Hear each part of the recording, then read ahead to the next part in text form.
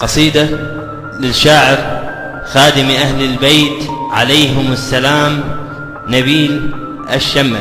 هذه القصيدة حصريا إلى الوهابية. عنوان هذه القصيدة: أنا شيعي، أنا شيعي ولاء الحيدر الكرار، وما هاب الوهاب وعبوة تلهب. أنا تعلمت الجهاد بطيحة العباس من قدم جفوف النصرة المذهب. أنا شيعي وافتخر حتى الموت، بايعت البطل ما بايعت مرحب. لا تظن بعبوتك تمحي هذا الدين، هذا دين الجليل وثابت مثبت. هذا دين الحسين الما يهاب الموت، وعلى سنون الرماح دمومه تتصلب.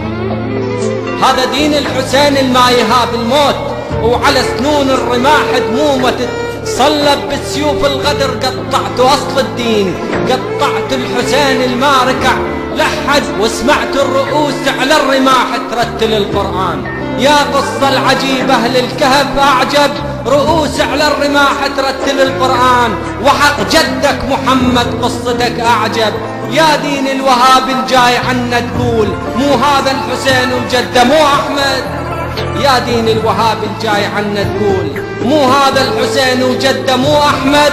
يا آية تشرع بس ذبح وارهاب، أريد أكفر بدينك والعن المذهب. أريد أكفر بدين اللي يدعم الإرهاب، وفتى بذبح الحسين الما ظلم أحد. ما كف ظلمكم قطع راس حسين، تفتون بضريحة للأرض ينهد. ما كف ظلمكم قطع راس حسين، تفتون بضريحة للأرض ينهد. وحق العز شي المنكسر بالباب، يظل شامخ حسين ويبقى يتشيد. ومن نسمع وهابي يريد هد حسين، نتقطع وصل لحسين من تشتد. وحق العز شي المنكسر بالباب، يظل شامخ حسين ويبقى يتشيد. ومن نسمع وهابي يريد هد حسين، نتقطع وصل لحسين من تشتد. ونخلي الجيوش على الأرض طشار، وحبال المشانق عالرقب تمتد. ونخلي الجيوش على الأرض طشار، وحبال المشانق عالرقب تمتد. ونتذكر الثار اللي بيننا من سنين، ونخلي الطفوف ردود تتجدد. ونخلي الطفوف ردود تتجدد.